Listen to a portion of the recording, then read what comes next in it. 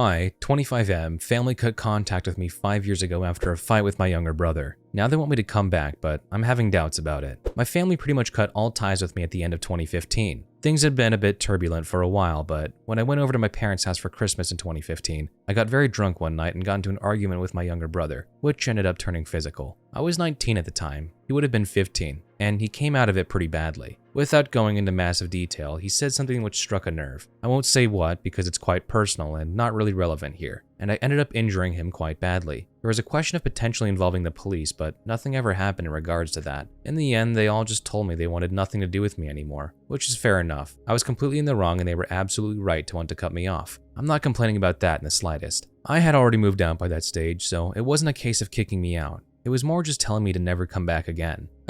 I can't blame them for this at all, and would be surprised if you could either. This post isn't about me complaining about being cut off or pretending that I didn't deserve it, because I did, and I'm not trying to play the victim here. I genuinely regret what I did and have spent time trying to self-improve in the wake of it. It was quite difficult for me to come to terms with this for the first year or so afterwards. The only person in my family I had any contact with was my mom. We never really spoke in depth, just small updates, wishing each other happy birthday and things like that. Honestly though, after that first year, things have gotten so much better for me. I stopped drinking, which was the root of a lot of my problems. I got my head down and ended up doing very well at uni. I've now got a job that I love, and I've been with my girlfriend for the best part of 4 years, and things are absolutely great. To be brutally honest, I don't miss my family. My relationship with them hasn't been great for a while before the fight, and as far as I was concerned, I didn't miss them and they didn't miss me. And being on a non-contact basis with all of them apart from occasional contact with my mom was for the better. However, over the last few months, my mom began messaging me more frequently and asking more personal questions about my life, my work, my relationship, etc. I thought it was just boredom on her part, but she maintained it for a while and began to introduce the idea of me coming back to visit her at some point, which I always shrugged off. She started to persist with it, and then yesterday, it all came to a head when she added me to a WhatsApp group chat with the rest of the family. I was then told how they had all come to a family decision that 5 years was enough, and my brother had found it in his heart to forgive me for what happened, and that they wanted me to come home at some point to catch up on lost time. These are all quotes from what they sent me. I didn't say much, I just said I wanted time to think. I'm quite torn on this now. Part of me feels like I'm obliged to go along with it. They cut contact with me because of my own actions, and if my brother has forgiven me and wants to re-establish contact with me, then it's my duty to do so. On the other hand, I feel like since contact was cut, my life improved a lot. My relationship with them had always been on a downward slope for a fair bit of time beforehand, and I just haven't found myself missing any of it. That's why I'm asking for advice. Would you say that I'm obliged to go and re-establish contact because it was my fault that contact was cut, or do you think it would be acceptable for me not to do so? I don't think OP's wrong for being hesitant about reapproaching his family. While it would be cool to see a family come back together, I do understand if OP wants to stay separated for now. It seems like he really does believe that his life is much better now. It's also a good thing that OP recognizes that the reason he cut off contact in the first place is his fault. And while I don't think he holds any obligation to automatically go back because of that, it is a good sign that he has improved since he last saw them. Update. I wasn't initially planning on doing an update for that post, but the amount of responses I got from it were absolutely unprecedented, so I decided it was right of me to do one. I didn't respond to every single comment, but I did read all of them. I greatly appreciate everyone's input, whether it was positive or negative, or telling me to go back or cut contact completely. It was really good to get different takes on the situation because at the time it was a lot to take in, and still is in a way. I'll start off by saying soon after the post was written, I phoned my brother. We talked for a few minutes about how things were going, and then I apologized to him for what happened back in 2015. He didn't specifically say he forgave me, but was amicable and said he appreciated me doing it. I'm glad I did it. I know 5.5 years is a long time to have gone without doing it, but that was the first vocal conversation I'd had with him since the family cut contact. He told me that the whole incident hadn't left him with any lasting mental or physical damage, and while I have no way of knowing whether that's completely true, I was glad to hear it. I don't want to make it about myself, but I also feel like a bit of the weight lifted off my shoulders. In terms of the actual resumption of contact, it won't be happening for now. After a few days of talking to the family as a collective in the group chat, which I have now left, as well as some individual conversations with the different members, I told them I was happy to increase contact with them through messaging. But as things stand, I don't think resuming face-to-face contact would be right, and that I wasn't going to do it. As I stated in the initial post, I was already having severe doubts about it, and the conversations I had with them pretty much made up my mind for me. I'll list a few examples of it here. Much of the discussion I had with family was done through a group chat in which I, 25M, was added to by my mom, 45F. This group chat also contained my dad, 54M, and my two brothers, 20M and 14M. The group chat was titled Reunion, so it was pretty obvious what their intentions were. The initial language used by them when I was added bothered me. I gave some examples of it in the original post, things like my mom saying my brother had found it in his heart to forgive me, and them coming to a family decision that 5 years was enough. It made it seem like there was no chance of it being a normal family relationship at all, and that I would always be indebted and subservient to them in some form for that. As I said, I had no issue with being cut off and felt they were pretty justified in doing so, but that doesn't mean I would be prepared to come back and be in a constant state of owing one, and likely being made to feel pressure to do things for them because they were oh so kind to find it in their hearts to let me back. This sort of language continued throughout me being in that group chat. Some more examples were being told that I had lots of work to do if we wanted to be a normal relationship. Notice that they didn't say we, and was also compared to the prodigal son multiple times by my very religious parents, which made me think they were doing it for their own spiritual reasons rather than actually being interested in having me back as a part of the family. The final nail in the coffin was when I specifically expressed doubts about it. My dad said, "After all you did to us as a family, we've decided to let you back in," and then pretty much went on to tell me that I should be biting their hands off for a chance to make amends, and that I was ungrateful for not doing so. I told them I was backing out of it pretty soon after that. A few of the replies to my original post asked if any of them needed an organ. I initially brushed this off as a joke, but after some of the conversations I had, I genuinely think it's possible that it's true. My girlfriend, 24F, is also a big reason why I was initially having doubts, and a couple of things that were said by my dad completely reinforced these. I 100% know that he would dislike her, not through any fault of her own, but mainly because he has some very old-fashioned views on women. And he's also quite racist. She is only half white, and when I was younger, my dad made it pretty clear that he didn't want me to date outside of my race. In the group chat, he described her as my exotic girlfriend, and made a couple of very stereotypical assumptions on her based on her race, which made it pretty clear to me that he still found it wrong and abnormal of me to be with a girl who isn't completely white. If I resumed a somewhat normal father-son relationship with him, I'm almost certain he'd try to interfere in some way, and would at the very least encourage me to end things with her. It's not like I've only been seeing her for a month either. We've been together for almost 4 years and have discussed marriage, so she absolutely takes priority over the family. Those are the main reasons behind me choosing not to go down the route of face-to-face contact with the family. There are a few other things too, such as the fact that they seem awfully interested in grandchildren who didn't even exist, and also that I suspected that it was all my mom's doing and the rest of the family weren't that interested. I'm fairly sure she was feeding the others lines. My 14-year-old brother was typing an awful lot like my 45-year-old mom. Let's put it that way. With all these factors combined and my initial doubts about it, made my mind up that I wasn't going to resume face-to-face contact. I messaged them telling them that while I did appreciate them trying to get me to do so, I just had too many doubts about it to go and start meeting with them face-to-face or going to their house. I did say that they all had my number now and were free to text me at any point if they wanted to talk, and then left the group chat. I know they've all read it because they've all been online since I sent it, but I haven't had a single message from any of them. To be honest, I'm not sure if I ever will, and yet, I can't really say that I feel sad about it. I'm glad I've apologized to my brother, and if that's the end of all contact with them, then so be it. It is what it is. My mom was contacting me every day in the months leading up to her deciding I should start seeing the family again. Now it's beginning to seem to me that she was doing so because she wanted me to return to them on my hands and knees, groveling and begging for forgiveness. Things certainly began to turn a bit sour when it came clear that I wasn't going to do that. Perhaps she sees it as the final betrayal and wants nothing more to do with me now. At the end of the day, I'm never going to pretend that they were for a second wrong for cutting contact with me. They did it to protect their 15-year-old son, and I completely understand it. Ultimately, though, I grew up, ended my addiction, and built a life for myself off the back of it without them involved in my life. It's very likely that they still had this image of the 19-year-old who turned completely white when he was told they want nothing more to do with him. But that really isn't me anymore. When they initially kicked me out, I felt like I needed them, even though we didn't have the greatest relationship. 5 years on from that, I certainly don't think I do anymore. I apologize to anyone who read the initial post and wanted me to go see them in person again, but this is just how things have turned out. Once again, thank you to everyone for offering support and advice, and I hope that anyone reading this who has their own issues with family and estrangement is able to navigate them and build a relationship back if they so wish. I think OP absolutely made the right choice here. In just about any other circumstance, I would probably argue for meeting with your family, but in this case, it seems like it would do much more harm than good. Not to mention, if OP's father is racist, it's probably better not to interact with him whatsoever. OP was certainly wrong before when he attacked his brother, but now, after all is said and done, I think he's the only one of them that's in the right. OP made amends to the best of his abilities and is a changed person. I really do hope OP gets his own family that treats him properly.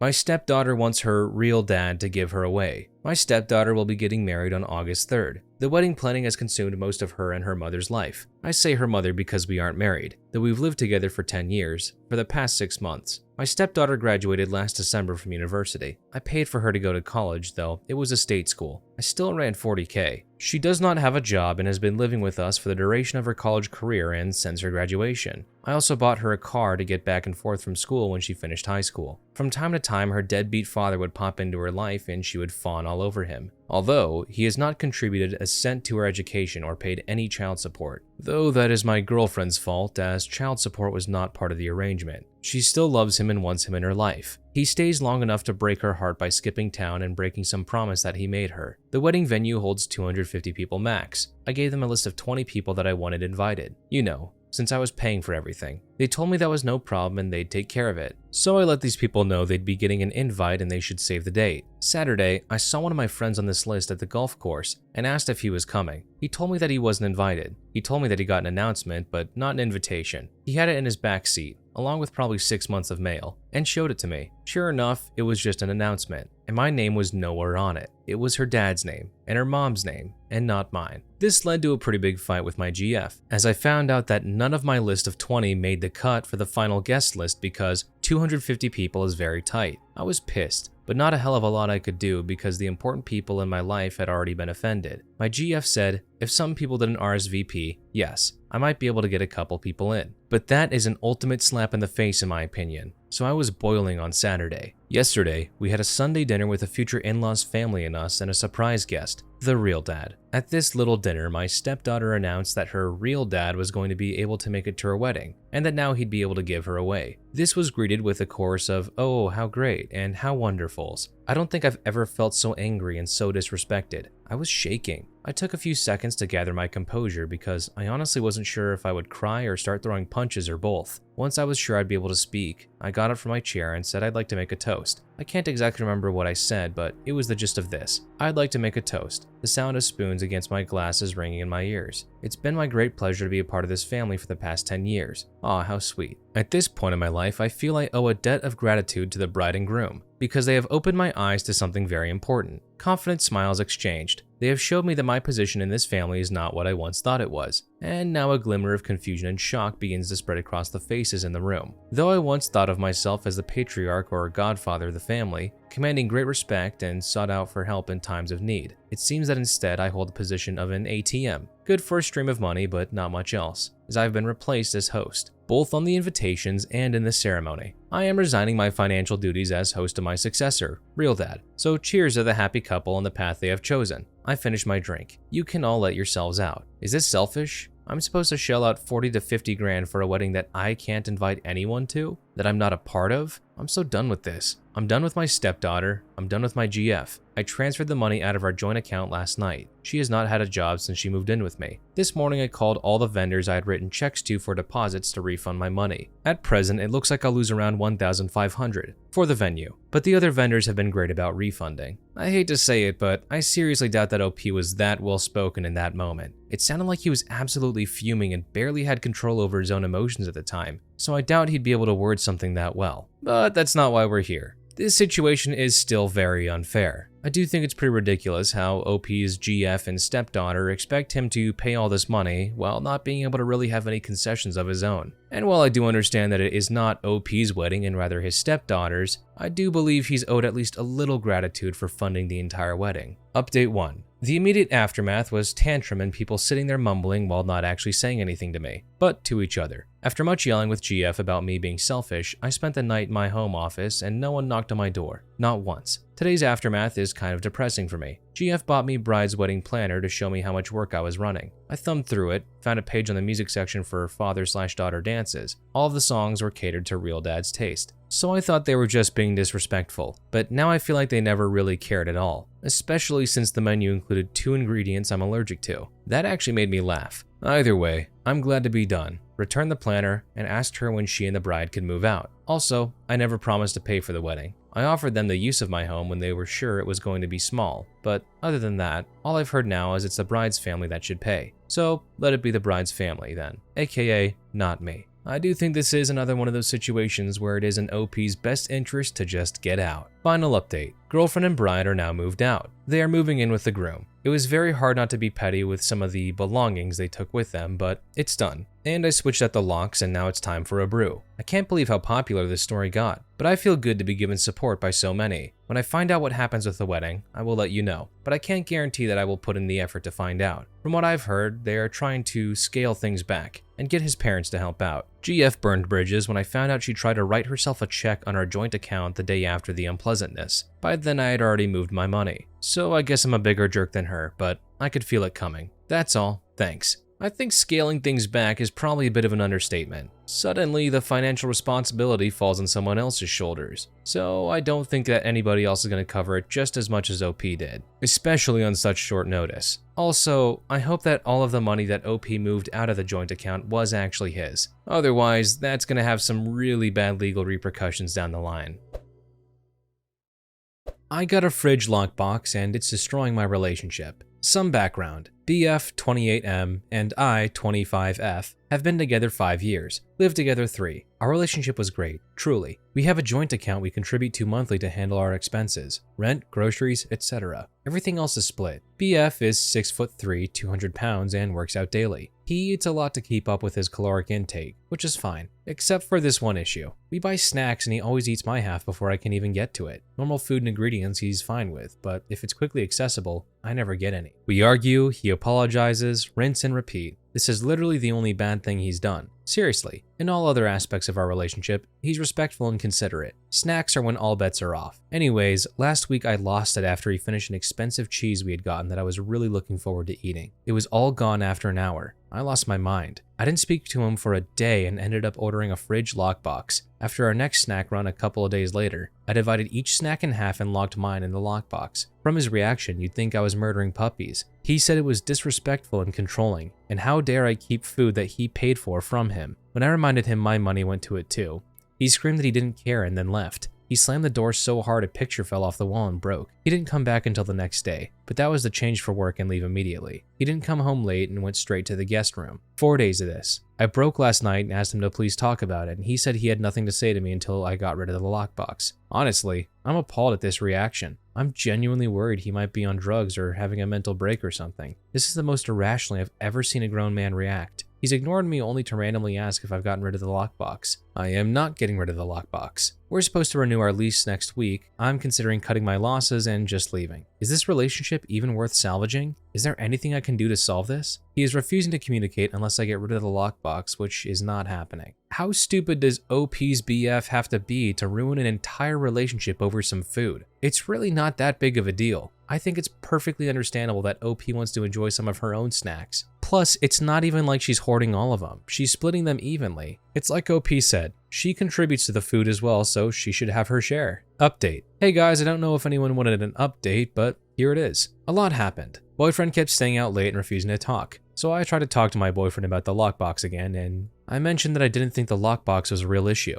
but he was a brick wall, insisted that it's abusive and controlling to deny him food. I kept pushing, asking if he was on drugs or cheating. I said him flipping out over something so small and staying out at all hours was suspicious as hell. I said that I thought he was using a lockbox as an excuse to be out of the house doing something bad. Me saying that unleashed an hours-long screaming tantrum that ultimately resulted him in throwing my MacBook against the wall and shattering it. Honestly, I really thought he was going to hurt me. So yeah, called my dad, who called the cops. I don't want to get too far into the legality of it, but I'm pressing charges for destruction of property. It was a $2,500 laptop. Dad and my godfather moved me out yesterday, and I'm now looking for a new place. I don't have a lot except for clothes and a couple of kitchen appliances. I left the lockbox, but took my snacks with me, because screw him. I left it locked too. XBF has been spamming me. I'd block him, but it feels like I need this evidence in case his behavior escalates. I texted him the first night that we're done, took our photos down, everything. He began ranting at me. Some gems, raging about how I still didn't get rid of the lockbox, asking for stuff he gifted me back, telling me I owe him money and rent for his new place, that I owe him a car? I have no idea why he would say this. I've never even driven his current car. That brand new MacBook was old and worthless and he wouldn't pay for a new one. I bought it last year brand new. After about an hour, I guess he realized that we were actually broken up and couldn't complain at me anymore. Then came the paragraphs about how he was going to marry me. He loves me. He wants to be better for me, that I can keep the gifts and he'll buy me a better MacBook. He freaked out over seeing I took pictures down from SM. He then started sending me screenshots of his Google searches of engagement rings and telling me to pick one. He also sent a couple voice messages of him just sobbing. Any respect I had for him as a person is just completely gone. I want nothing to do with this man. I don't care if he's having a breakdown or something. He's not my problem. I screenshotted his messages and forwarded them to his mother. She can deal with her son. That's the most I'll ever do for him again. As for me, I'll be okay. I have some savings, so tanking a full-on rent for a place as well as a deposit and fees won't be too much. It has been a weird week. I feel like I should be sad, but like I said, I lost all respect and don't feel anything but disdain for him. My parents have been buying me my favorite comfort snacks and being super supportive. They're gently pushing for therapy, and I think it's probably a good idea. I'll start my search once I'm settled in a new place. Good on OP for getting out of there. That ex was completely crazy. Getting that worked up just over a little bit of food is definitely a huge red flag. Nobody should ever date anybody who gets violent over small things like that.